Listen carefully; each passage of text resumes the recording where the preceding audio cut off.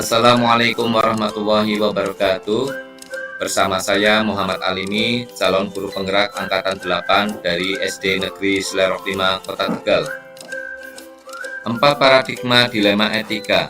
Dari pengalaman kita bekerja pada institusi pendidikan, kita telah mengetahui bahwa dilema etika adalah tantangan berat yang harus dihadapi dari waktu ke waktu. Ketika kita menghadapi situasi dilema etika, akan ada nilai-nilai kebajikan mendasar yang bertentangan seperti cinta dan kasih sayang, kebenaran, keadilan, kebebasan, persatuan, toleransi, tanggung jawab, dan penghargaan akan hidup. Secara umum, ada pola, model, atau paradigma yang terjadi pada situasi dilema etika yang bisa dikategorikan seperti yang pertama, individu lawan kelompok, individual versus community. 2. Rasa keadilan lawan rasa kasihan, justice versus mercy. Yang ketiga adalah kebenaran lawan kesetiaan, trust versus loyalty. Yang keempat adalah jangka pendek lawan jangka panjang, short term versus long term. Berikut ini adalah demonstrasi konseptual modul 3.1 wawancara dengan 3 pimpinan atau kepala sekolah. Assalamualaikum warahmatullahi wabarakatuh. Menjadi seorang pemimpin tentunya pasti dihadapkan dengan situasi pengambilan keputusan yang sangat sulit dan harus diputuskan dengan cara cepat dan tepat. Bersama saya Muhammad Alimi, calon guru penggerak angkatan 8 dari SD Negeri Selerok 5. Kebetulan di samping saya ada Ibu Nunung Edi Setiawati dari SD Negeri Selerok 7. Selamat pagi Ibu. Selamat pagi Pak. Assalamualaikum warahmatullahi wabarakatuh. Waalaikumsalam warahmatullahi wabarakatuh. Bagaimana Ibu kabarnya hari ini? Alhamdulillah sehat. Alhamdulillah Ibu ya. Yang Ibu penting sudah sehat. sehat? Alhamdulillah Iya betul. Ibu. Memang itu suatu anugerah yang sangat luar biasa. Iya luar biasa Ibu. Begini Ibu, kebetulan saya itu menjalani calon guru penggerak angkatan 8 Ibu. Dan di sini ada tugas dari calon guru penggerak untuk memberikan pertanyaan-pertanyaan yang tentunya itu sangat bermanfaat sekali buat saya. Tentunya untuk nanti masa yang akan datang sebagai seorang pemimpin pembelajaran gitu Ibu. Ada beberapa pertanyaan yang akan saya tanyakan. Di antaranya yang pertama itu yang saya tanyakan selama ini, ngapunten Ibu, bagaimana Ibu dapat mengidentifikasi kasus-kasus yang merupakan dilema etika Ibu dengan rujukan atau rujukan moral gitu. Ya. Memang menjadi suatu pemimpin itu dihadapkan dengan berbagai permasalahan ya, permasalahan yang sulit kadang untuk diputuskan. Betul. Nah, tapi kita harus bisa mengambil keputusan itu dengan cepat dan tepat. Ya. Nah, meskipun begitu, kita tidak terus langsung bisa memutuskan sesuatu tanpa mengidentifikasi. Gitu. Iya, jadi harus mendengar dan mendengar dan mencari informasi, masukan-masukan yang ada. Jadi dengan cara pengambilan keputusan yang cepat-tepat, tapi harus mengidentifikasi permasalahannya apa sih, gitu ya dia. Gitu. Kemudian lalu kita ambil keputusan. Tentunya yang berpihak untuk semuanya. Iya. Tidak ada yang tersakiti dan yang disakiti. Betul. Gitu ya Bu ya. Iya. Oke. Kemudian ini Bu, selama ini bagaimana Ibu menjalankan pengambilan keputusan di sekolah Ibu?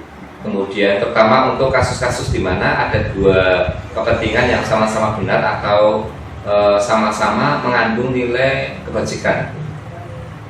Jadi gini, sebagai kepala sekolah itu kita harus melihat situasi dari berbagai sisi, ya. Biasanya itu ibu minta masukan dari rekan-rekan sejawat. Gitu. Nah, setelah mendengar berbagai masukan, baru ibu akan mengambil hal yang terbaik untuk suatu keputusan. Ya, meskipun tidak semua memuaskan semua pihak.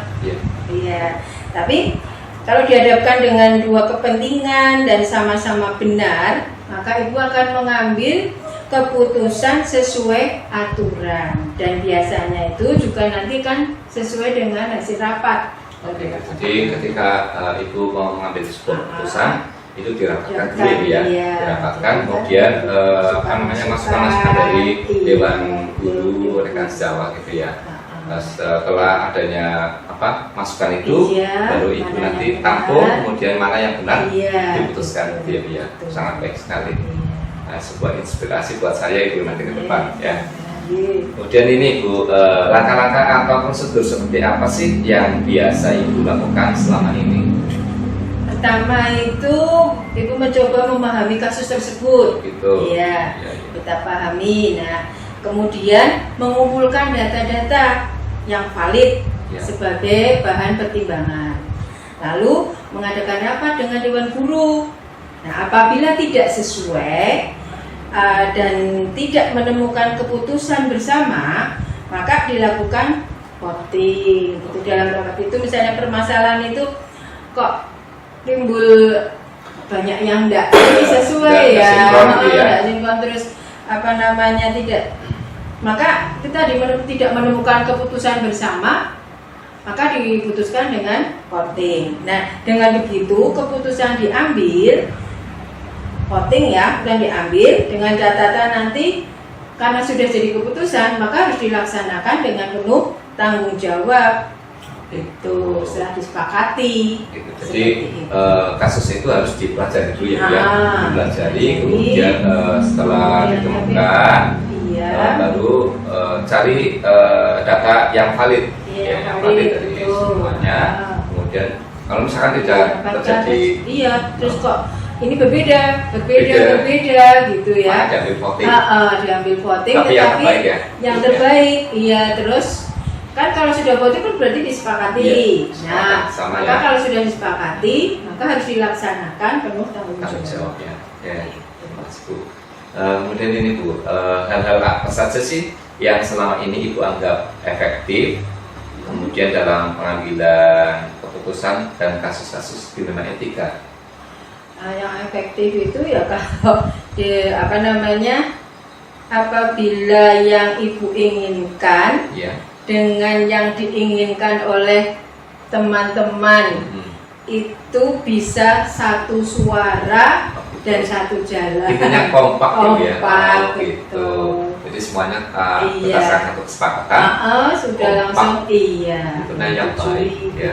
Semuanya itu baik. Intinya yang bermanfaat untuk semuanya. Tidak ada yang merugikan gitu ya. Baik Ibu. Kemudian ini Bu, hal-hal apa saja yang selama ini merupakan tantangan dalam pengambilan keputusan pada kasus-kasus dilema etika Ibu? Ini kebalikannya tadi. Jadi tantangan yang bersifat personal ya. Apabila Ibu sebagai kepala sekolah ini dapat dengan mayoritas keinginan guru-guru itu berbeda dengan harapan dan keinginan saya sendiri. Itu suatu tantangan. Mungkin bertentangan gitu ya. Iya, seperti itu. Sebagai seorang pemimpin harus bisa bijak mengambil suatu kesimpulan untuk kebersamaan gitu ya. Oke, bagus sekali ya Ibu ya. Kemudian ini Bu, ada lagi masih mungkin 3 pertanyaan lagi Bu akan saya sampaikan. Insyaallah. Ini Bu, apakah Ibu memiliki sebuah tata kelola atau jadwal tertentu dalam sebuah penyelesaian sebuah kasus dilema etika, dan apakah Ibu langsung menyelesaikan di tempat atau memiliki sebuah jadwal untuk menyelesaikannya? Bentuk atau prosedur seperti apa sih yang Ibu jalankan itu? Ini tidak ada jadwal. Iya, tidak ada jadwal tertentu. Pokoknya buat Ibu itu segala sesuatu itu permasalahan harus tuntas, harus tuntas. Dan kasus itu harus diselesaikan secepatnya. Tidak usah ditunda-tunda ya. Iya, supaya tidak kepikiran terus. Iya. Jadi juga meskipun begitu tetap walaupun tergantung dari ringan dan beratnya ya. Ringan dan beratnya itu benar-benar harus dituntaskan. Kalau misalnya itu terlalu berat ya, nanti kita bisa mencari orang-orang yang lebih kompeten. Iya, siap. Jadi kalau ada sebuah kasus Nah, tunda-tunda, betul. itu nantinya akan jadi bom. Iya, Yang sama waktu bisa meledak gitu ya. Iya. Jadi segera mungkin untuk diselesaikan. Iya. Menunda-nunda pekerjaan juga termasuk Baik, pertanyaan ini. iya. Oke Ibu, dan ini Ibu, adakah seseorang atau faktor-faktor apa yang selama ini untuk mempermudah atau membantu Ibu dalam pengambilan sebuah keputusan dalam kasus-kasus di dunia etika? Tentunya ada, yaitu keluarga dan Keluarga, teamwork ya, teamwork di Teamwork, sekolah, iya teamwork di sekolah itu juga senantiasa mendukung di dalam setiap pengambilan keputusan. Gitu. Jadi itu tadi banyak dengan pengaruh adalah yang Masukan-masukan dari luar ya. masukan yang Jadi, dari keluarga, dari teamwork iya. itu yang bisa mendukung saya untuk bisa mengambil suatu keputusan. Jadi misalkan ada sebuah masalah yang harus diputuskan, Iya.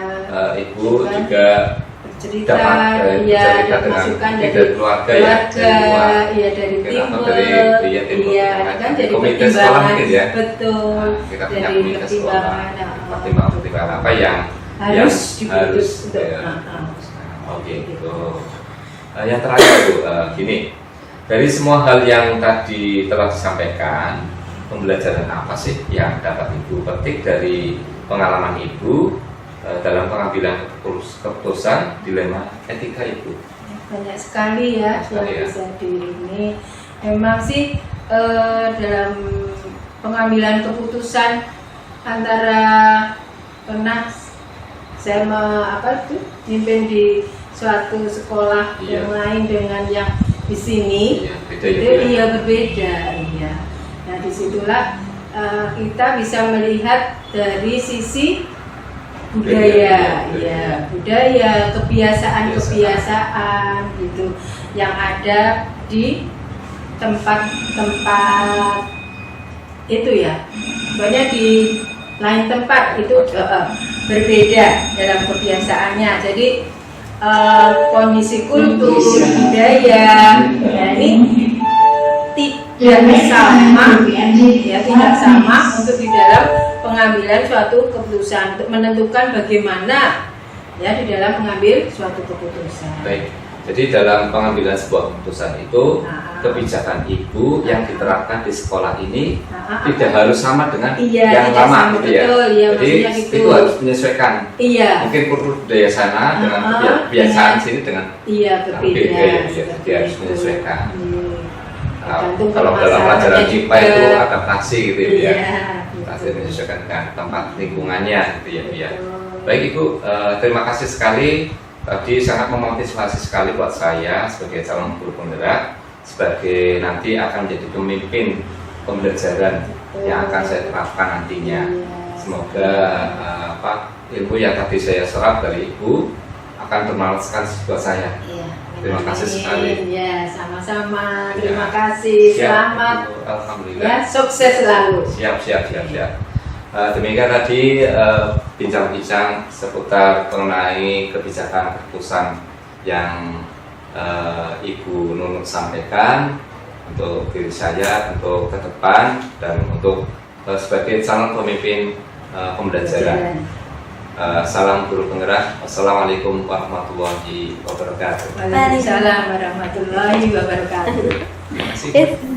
Berikut ini adalah wawancara mengenai kasus-kasus yang merupakan dilema etika dengan Ibu Kepala Sekolah SD Negeri Kemandungan 1 Kota Tegal. Selamat pagi Ibu Susriani. Selamat pagi Pak Ali.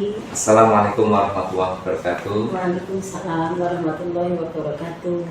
Bagaimana kabarnya Ibu Susriani? Alhamdulillah sehat. Alhamdulillah sehat ya Bu ya. Bahagia selalu ya Bu ya. Amin. Lama sudah tidak bertemu. Iya, berapa tahun ya? Iya sudah berapa tahun Ibu ya? 18 sampai sekarang ya. Sekitar ya, 10 tahun mungkin ada ya. 6 tahun Kurang lebih lebihnya ya. itu, kurang lebihnya. Alhamdulillah pada kesempatan yang berbahagia ini Bu Ani, kebetulan saya mendapatkan tugas dari calon guru penggerak yang angkatan 8, Oke, selamat. itu untuk mewawancarai Ibu Susriani. Monggo. Ya. Ada yang nanti saya bisa jawab. Siap. Ya, nanti ya dipikir lagi. Oke, ya. siap Ibu. Jadi begini Ibu, ada beberapa pertanyaan seputar dilema etika Ibu. Iya. Dilema etika itu untuk pengambilan kebijakan dalam mengambil sebuah keputusan. Dalam keputusan itu kan ada yang sulit, ada yang mudah. Tentunya keputusan itu harapannya adalah tidak menyakiti orang lain dan tidak ada yang tersakiti gitu. Untuk intinya menguntungkan untuk semuanya, untuk bersama. Baik Ibu, yang saya tanyakan yang pertama adalah selama ini bagaimana Ibu itu dapat mengidentifikasi kasus-kasus yang merupakan dilema etika atau kesukaan moral Ibu?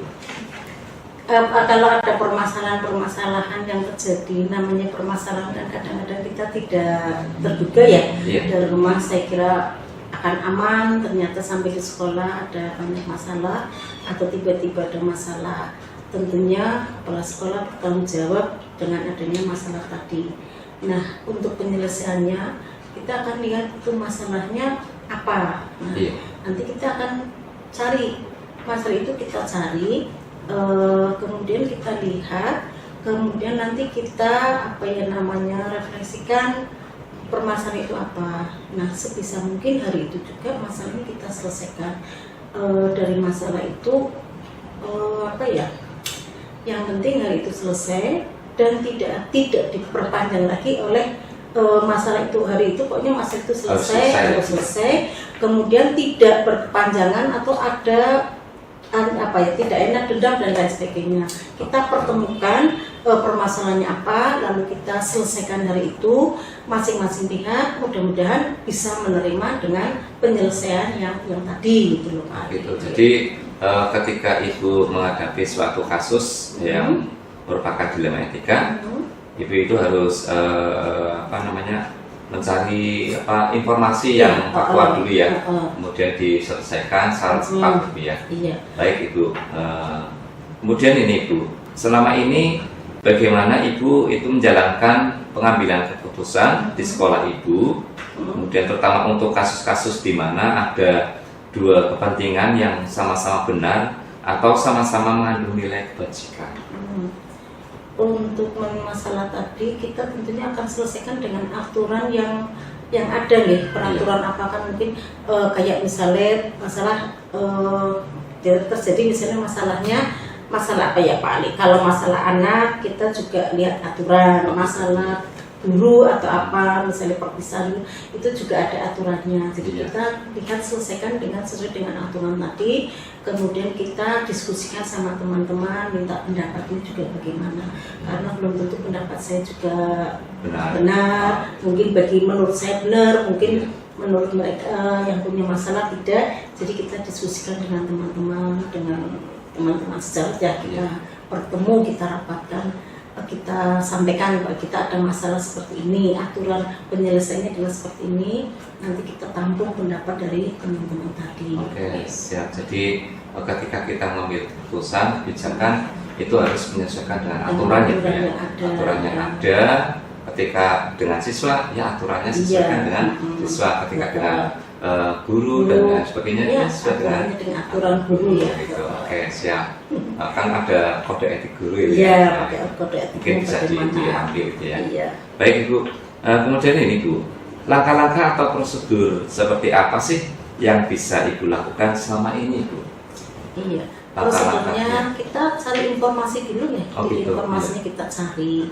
Kita kumpulkan informasi yang kita dapatkan, lalu setelah kita kumpulkan kita ambil jalan tengahnya seperti apa, sisi baiknya seperti apa, sehingga dari masalah yang kita ambil tidak merugikan kedua belah pihak nih.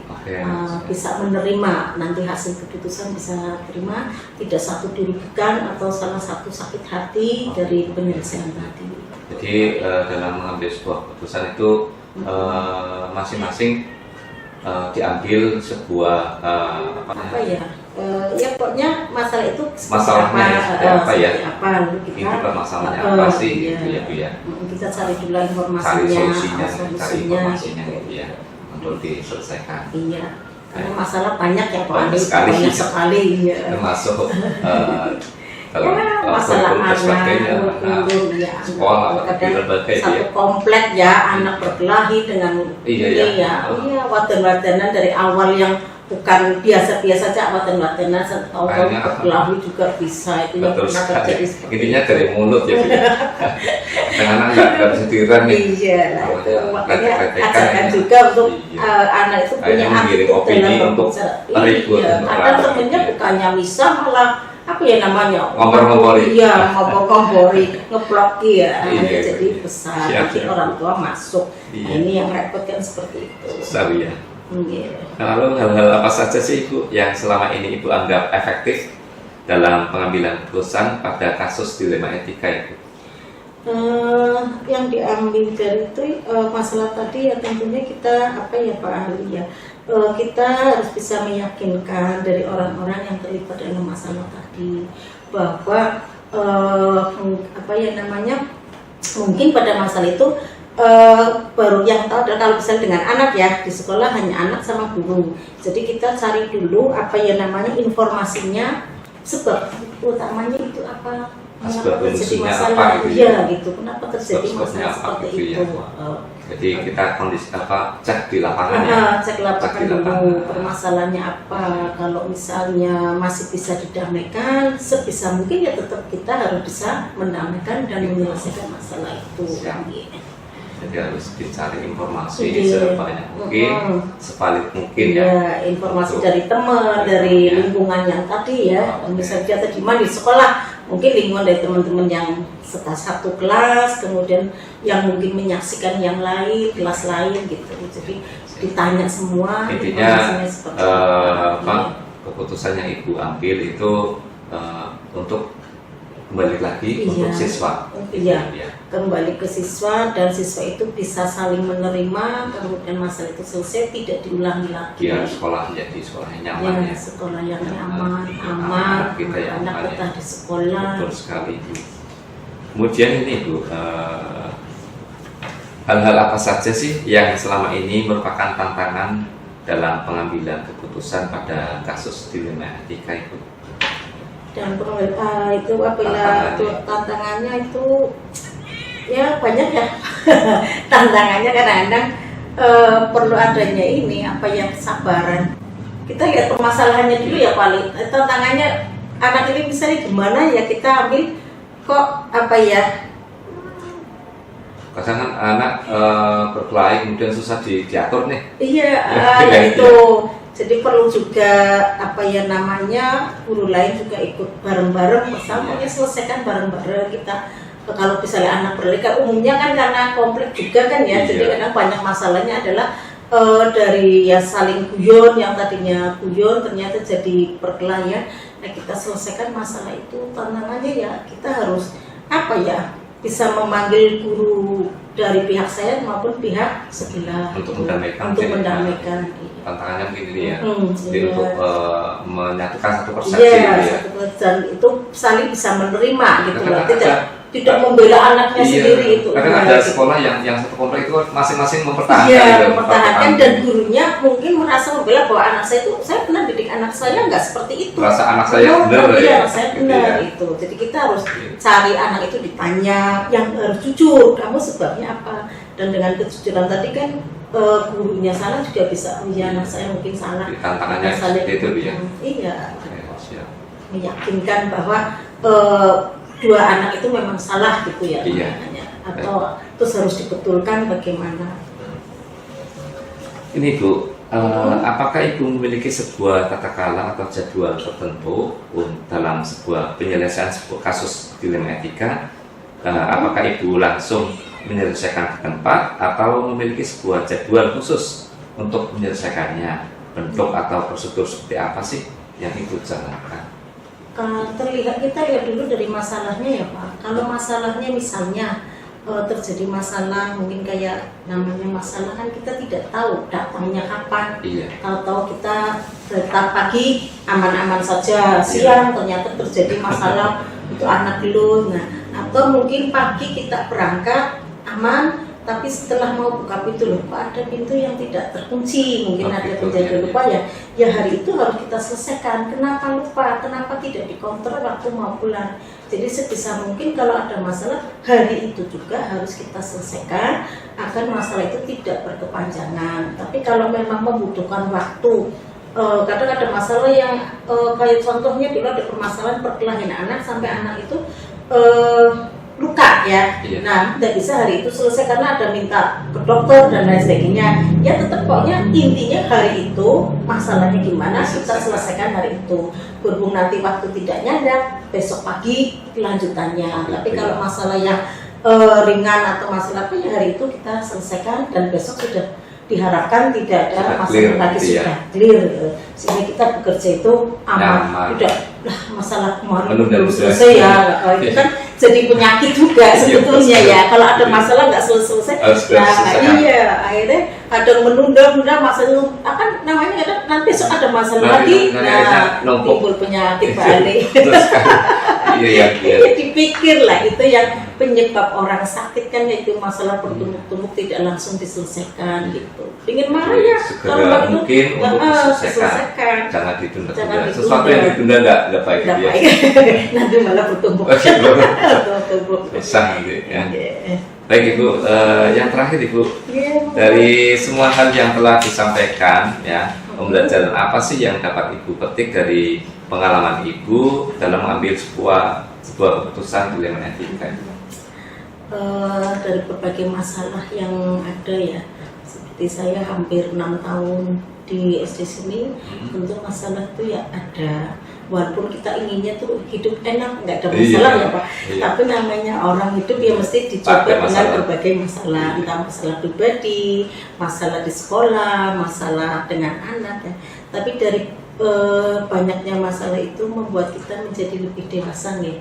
Pengalaman yang ada masalah, sehingga dengan pengalaman itu, masalah-masalah itu kita mempunyai pengalaman yang apa ya namanya, pengalaman itu menjadi acuan ke depannya nanti kalau terjadi masalah, oh cara penyelesaiannya begini, oh ini seperti ini, kayak gitu. Jadi semuanya sesuai dengan prosedur yang kita lalui dalam mengambil sebuah kebijakan.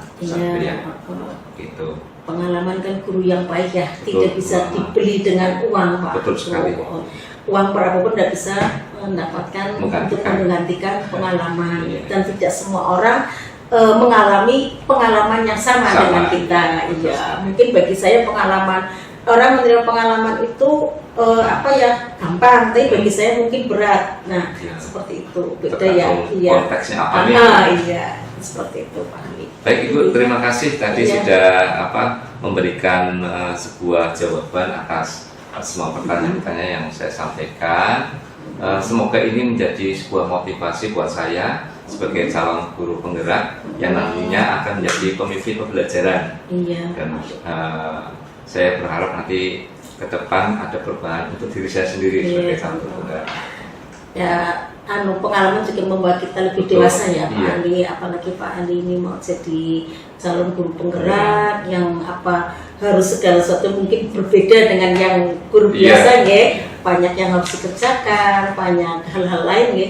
Artinya harus lebih aktif, lebih giat. Nah, itu butuh pengalaman-pengalaman yang saya dapatkan sangat berharga. Baik. Terima kasih Ibu. Demikian tadi perbincangan saya dengan Ibu Susriani dari Kepala Sekolah SD Negeri Kemandungan 1. Semoga ini menjadi sebuah motivasi khususnya untuk para Bapak Ibu calon guru penggerak angkatan 8 dan angkatan-angkatan yang akan datang.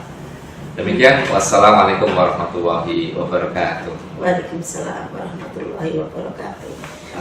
Selanjutnya adalah wawancara mengenai kasus-kasus yang merupakan Dilema Etika dengan Ibu Kepala Sekolah SD Negeri Pekauman 5 Kota Tegal. Selamat pagi Ibu. Pagi Pak Ali.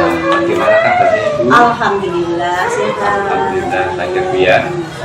Kita lama nggak berjumpa ya Bu ya. Ya, wah, berapa tahun ya? Tahun ya? Iya, lama lah pokoknya. Iya. Iya.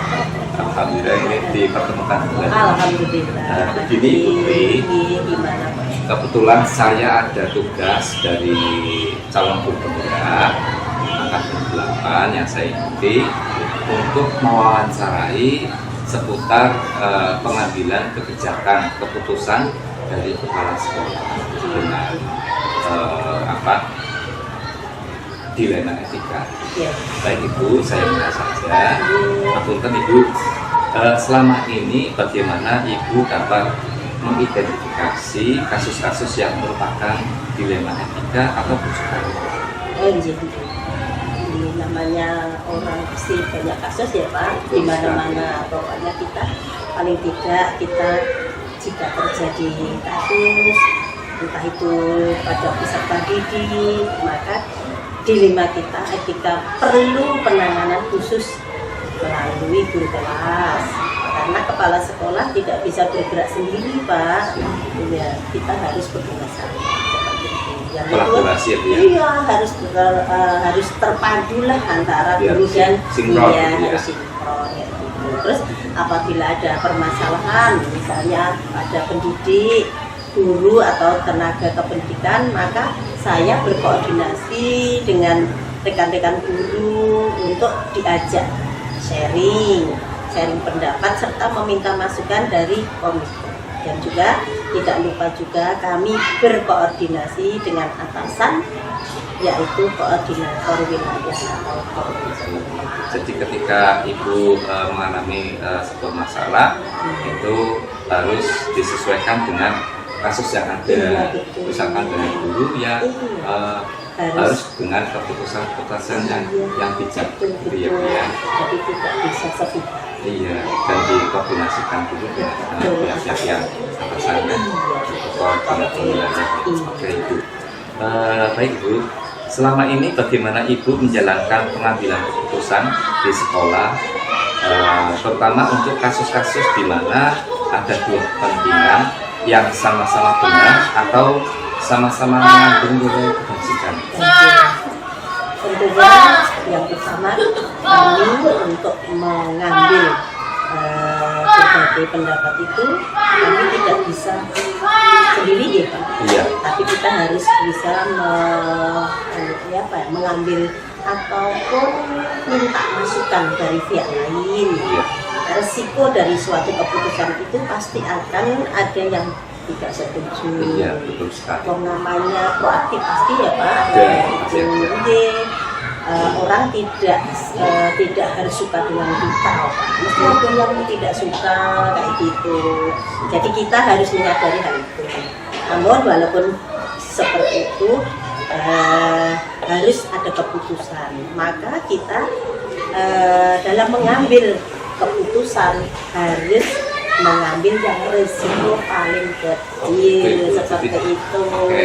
Jadi dalam mengambil suatu keputusan itu kita koordinasi dengan yang lainnya, kemudian kita cari solusi yang paling kecil aja, jangan resiko yang besar ya. Iya, jangan ya nanti memberatkan kita. Iya, betul. Intinya dalam hal ini kita tidak menyakiti yang lainnya atau ada yang tersakiti gitu ya. Jadi semuanya saling ya Pak. Jadi kita punya ini hati nurani. Iya, betul sekali sih. Baik Ibu, kami lanjutkan ya Bu ya. Kemudian langkah-langkah atau prosedur seperti apa sih yang bisa Ibu lakukan selama ini? Tentunya kita harus punya strategi. Ya. Untuk strategi kita seperti yang kami sampaikan tadi, ya kita komunikasi dengan yang lain, terus pengambilan risiko yang paling kecil. Jadi jangan sampai menyakiti yang lainnya, saling tersakiti lah Pak, itu tidak boleh. Dan prosedur yang diambil harus sesuai dengan aturan tentunya gitu. Pak, harus patokannya dengan aturan, nggak boleh mengedepankan kita punya kebijakan sendiri sih. tidak kita harus seperti ini gitu ya. Harus patokannya tetap Aturan. Ya. Jadi langkah atau prosedur itu harus strateginya harus dimatangkan gitu ya Bu ya. Betul, Kemudian ambil resiko yang kecil, betul. kemudian sesuai dengan aturan. Iya, Gitu ya Bu ya. Oke Bu, kami lanjutkan Ibu. Kemudian pertanyaan berikutnya itu, hal-hal apa saja sih yang selama ini Ibu anggap efektif dalam pengambilan keputusan pada kasus dilema etika itu? Untuk pengambilan keputusan dalam kasus-kasus dilema etika Iya.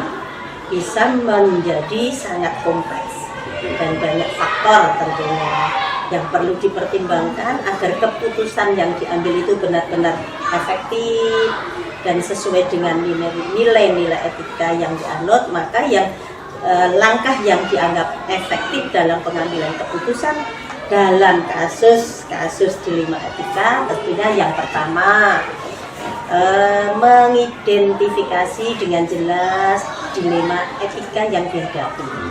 Jadi pahami konflik nilai atau prinsip yang ada dan penyebab.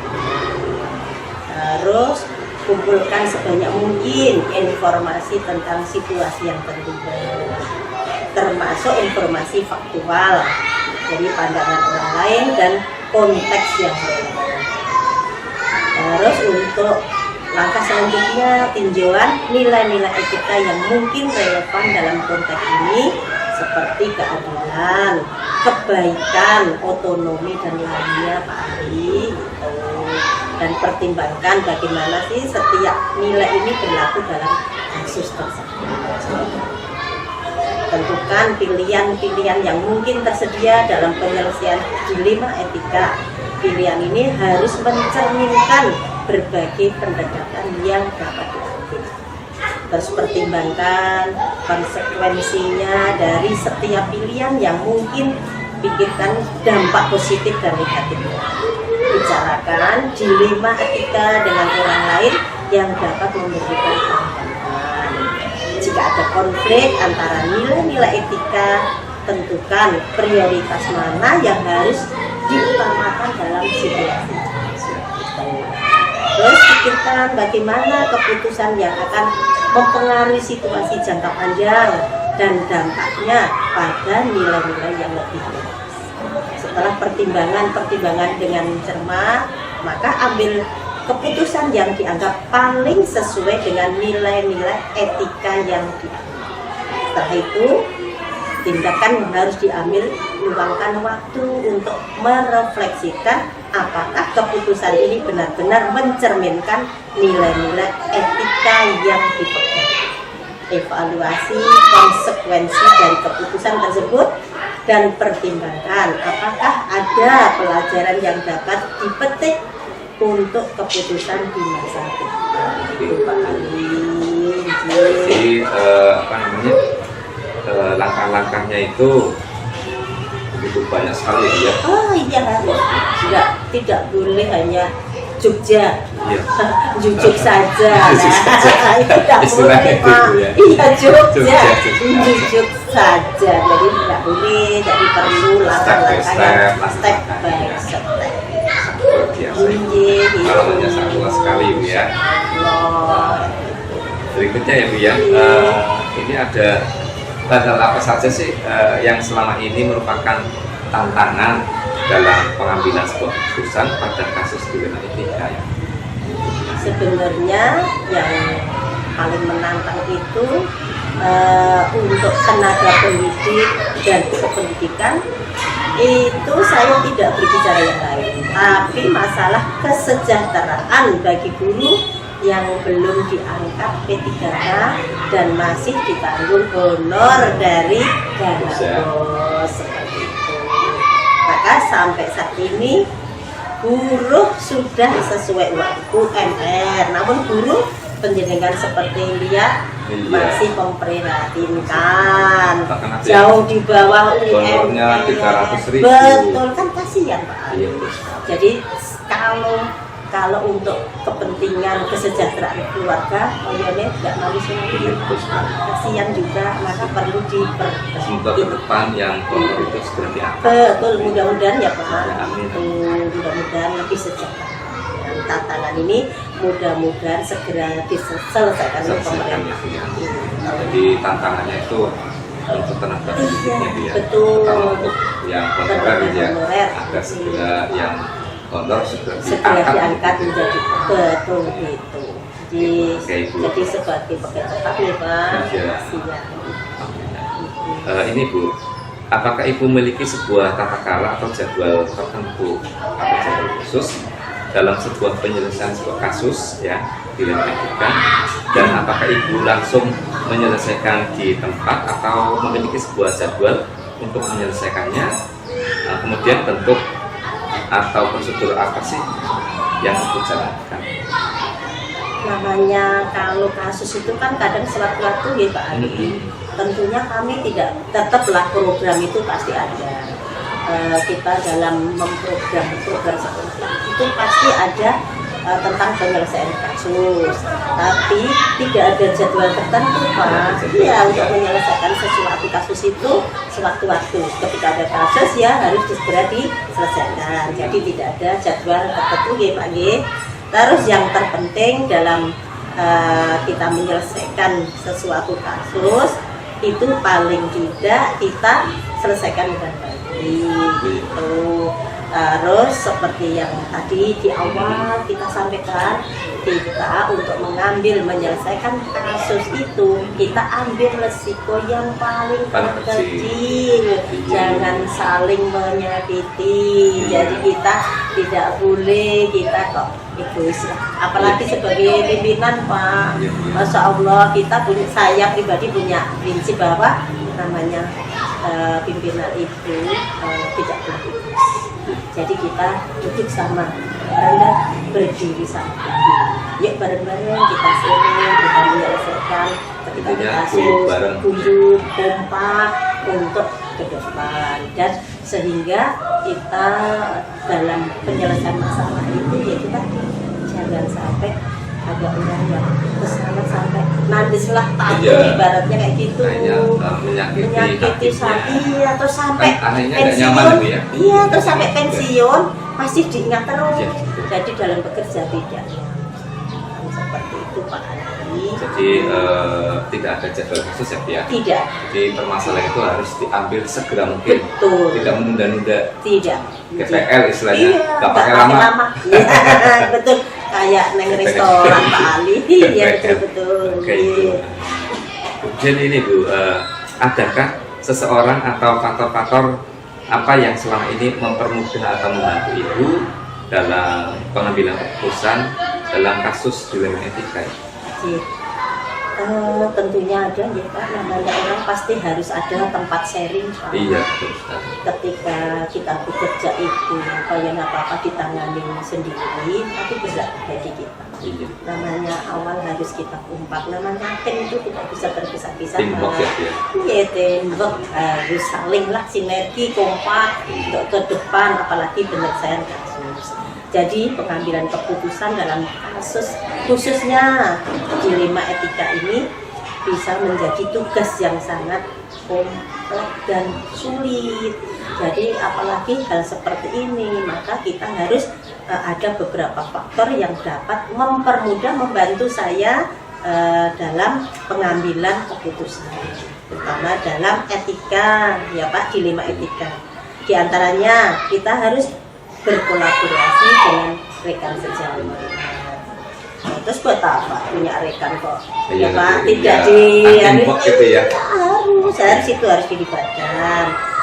Terus atau dengan rekan kerja yang memiliki pandangan dan wawasan yang luas. Apalagi seperti Pak Ali nih, besok calon ini guru penggerak itu harus the best. Harusnya mentalnya harus jadi dulu. Kalau ilmu bisa dipelajari, tapi mental penting digembleng. Untuk saat ini berarti penjenengan ini Ini juga saya sudah sebagai ujian. iya, ujian. Ini apa ya? Nah, Awal penting. ini Pak. Iya. Saya juga sedang menimba ilmu dari Nah, gitu ya. Kalau saya hanya sebatas Pak nampaknya ilmu bisa dipelajari. Betul sekali. Tapi kalau mental kan perlu proses yang lama. betul Bu. Kalau banyak orang yang berpendidikan, orang pintar, tapi belum tentu bijak dalam penyelesaian kasus. Gitu. Jadi masih Egonya masih tinggi. Begitu. Harusnya egonya disingkirkan. Singkirkan dulu ya. Kita kerja bareng gitu ya. Satu Tadi kan tim, di awal kita harus iya. kompak. Kompak. Iya, dalam menyelesaikan apa-apa. Jadi seseorang yang membantu ibu untuk menyelesaikan sebuah Permasalahan, etika itu teamwork. Betul, Ya, betul. kolaborasi dengan Mas. Betul. Kalau misalkan ada rekan yang dipandang wawasannya luas, Oh itu dilibatkan. harus dilibatkan. Sharing gitu Iya ya. betul.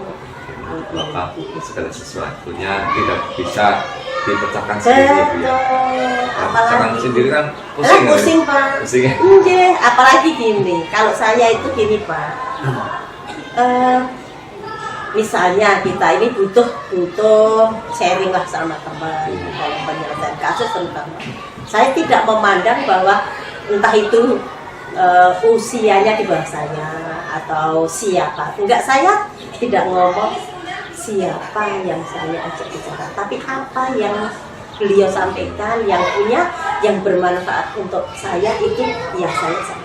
Walaupun dia anak kecil, walaupun ini, kalau ilmunya bermanfaat untuk saya pasti saya ajak saya. Khairunnas anfa'uhum linnas, Iya, sebagai manusia itu. yang bermanfaat untuk orang lain. Oh. Pak Ustaz seperti itu. Iya, itu Ustadz Ali. Itu. Ngaten Pak Ali, banyak Gitu ya. seperti itu. Sudah sama ya saya tadi ya. Betul. Tidak, masa saya kepala sekolah sharingnya harus kepala sekolah. Ya tetap ada ya Pak. Betul. Tapi siapapun teman saya junior pun kalau beliau lebih mampu, wawasannya lebih bagus, lebih luas, saya tidak malu. Siap. Ya, untuk kami ajak saya. Bagus sekali Bu ya. Iya. Baik Ibu, ini yang terakhir Ibu. Iya. Dari semua hal yang telah disampaikan Ibu tadi, pembelajaran apa sih yang dapat Ibu petik dari pengalaman Ibu dalam pengambilan sebuah keputusan di lembaga ini? Jadi, banyak Pak, banyak sekali. Ya, saya belajar dari berbagai pengalaman saya, kurang lebih dari saya sebagai kepala sekolah dari tahun 2016 nih Pak.